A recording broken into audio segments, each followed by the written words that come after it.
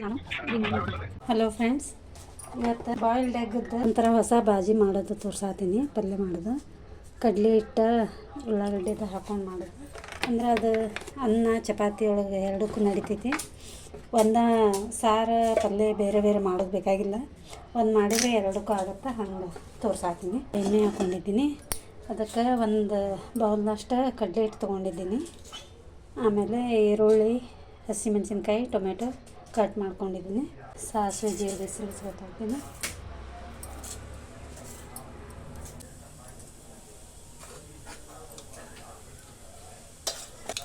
ಹಸಿಮೆಣಸಿನ್ಕಾಯಿ ಹಾಕೋತಾ ಇದ್ದೀನಿ.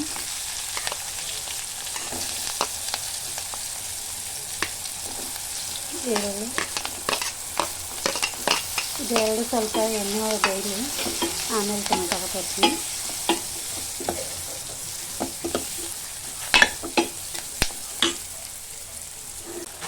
ನೀವು ಏನಾದರೂ ಎಗ್ನಲ್ಲಿ ಹೊಸದು ಏನಾದರೂ ಮಾಡ್ತಿದ್ರೆ ಹೇಳಿರಿ ನನಗೆ, ಅದನ್ನು ನಾನು ಮಾಡೋಕ್ಕೆ ಪ್ರಯತ್ನಿಸ್ತೀನಿ. ಇದು ನಾನು ಮಾಡಿದ್ದು ನಿಮಗೆ ಇಷ್ಟ ಆದ್ರೆ ಕಮೆಂಟ್ ಮಾಡಿ ಹೇಳಿ, ಇಲ್ಲ ಅದರಲ್ಲಿ ಏನಾದ್ರು ತಿದ್ಕೊಳ್ಳಿದ್ರೂ ಹೇಳಿ ತಿಳ್ಕೊಳ್ತೀನಿ.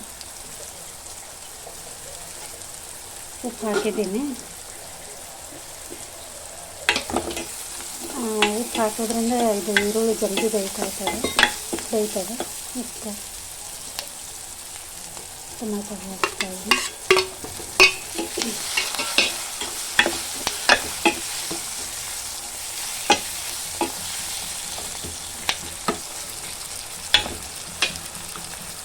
ಆಮೇಲೆ ಇದು ಕಡಲೆ ಹಿಟ್ಟು ಈಗ ಸಾಣಿಸಿಟ್ಕೊಂಡಿದ್ದೀನಿ ನಾನು. ಅದನ್ನು ಒಂದು ಬೇರೆ ಪಾತ್ರೆಗೆ ಹಾಕ್ಕೊಂಡು ಅದನ್ನು ನೀರಾಗಿ ಕಲಿಸ್ಬೋತೀನಿ. ಅಂದ್ರೆ ಅದು ಕುದಿ ಒಳಗೆ ಗಂಟು ಆಗೋದು ಕುದಿ ಮುಂದೆ, ಅದಕ್ಕೆ ಮೊದಲೇ ಕಲಿಸಿ ಹಾಕ್ತೀನಿ. ನಿಮಗೆ ಮೊದಲೇ ಗೊತ್ತಿತ್ತು ಅಥವಾ ಇಲ್ಲ ಅದನ್ನು ಕಮೆಂಟ್ ಮಾಡಿ ಹೇಳ್ರಿ. ಮತ್ತು ಒಟ್ಟು ಲೈಕ್ ಸಬ್ಸ್ಕ್ರೈಬ್ ಮಾಡಾಕತ್ತೀನಿ ಯಾರು ನಮ್ಮ ವಿಡಿಯೋ ಯೂಸ್ ಮಾಡಿ. ಇದಕ್ಕೆ ಹಸಿಮೆಣ್ಸಿನ್ಕಾಯಿ ಖಾರ ಅದಾವೆ, ಸ್ವಲ್ಪ ಜಾಸ್ತಿ ಖಾರ ಇದ್ದಿದ್ದನ್ನು ತೊಗೊಂಡಿನಿ. ಒಂದು 5-6 ಹಸಿಮೆಣ್ಸಿನ್ಕಾಯಿ ಹಾಕ್ತೀನಿ. ಅದಕ್ಕೆ ಮ್ಯಾಗೆ ಖಾರ ಹಾಕೋದ್ರಿಂದ ಇದು ಸ್ವಲ್ಪ ಖಾರ ಊಟ ಸರಿಯಾಗಿ ಆದ್ರೂ ಚಲೋ ಆಗುತ್ತಲ್ಲೇ.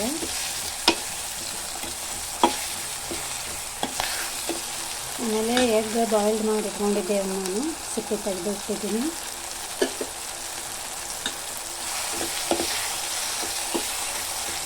ಎಗ್ ತಿಂದೇ ಇರೋರಂತೂ ಇಲ್ಲ, ತಿನ್ನೋರು ಒಂದು ಸಲ ಮಾಡ್ಕೊಂಡು ತಿಂದು ನೋಡಿ ಹೇಳ್ರಿ ಹೆಂಗಾಗುತ್ತೆ ಅಂತೇಳಿ. ನಾನು ಈ ಥರ ಪಲ್ಯ ಮಾಡಿ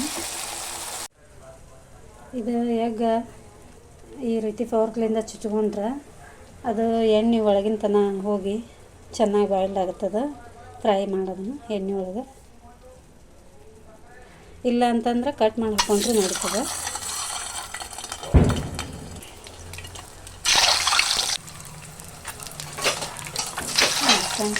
ನಾಲ್ಕು ಎಗ್ನ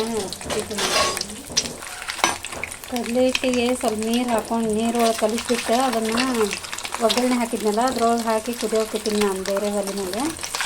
ಇದನ್ನು ಎಗ್ ಇದು ಎಣ್ಣೆ ಒಳಗೆ ಫ್ರೈ ಮಾಡಿಬಿಟ್ಟು ಆಮೇಲೆ ಒಂದು ಅರ್ಧ ಹಿಟ್ಟಿನ ಪಲ್ಯ ತೆಗೆದು ಇದಕ್ಕೆ ಹಾಕ್ತೀನಿ. ಅಂದ್ರೆ ಒಂದು ಇದು ಎಗ್ಗಿನ ಪಲ್ಯನೂ ಅದ್ರ ಸುತ್ತ ಎಲ್ಲ ಕಡೆ ಬಾಯ್ಲ್ ಆಗೋಗಿ ತಿರುವಾಡ್ಕೊಳ್ತು ಎಗ್.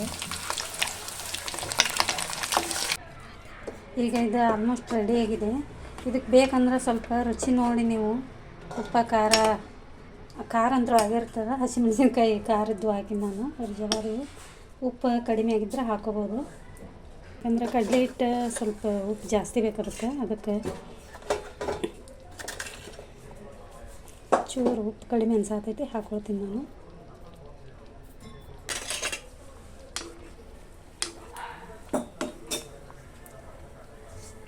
ಇದು ಎಗ್ ಒಂದ್ರಾಗ 2 ಪೀಸ್ 4 ಪೀಸ್ ಮಾಡಿ ಹಾಕಿನೂ ಮಾಡ್ಬೋದು. ಇದಕ್ಕೆ ಹಾಗೆ ಇಡೀ ಎಗ್ನೂ ಹಾಕಿ ಮಾಡ್ಬೋದು.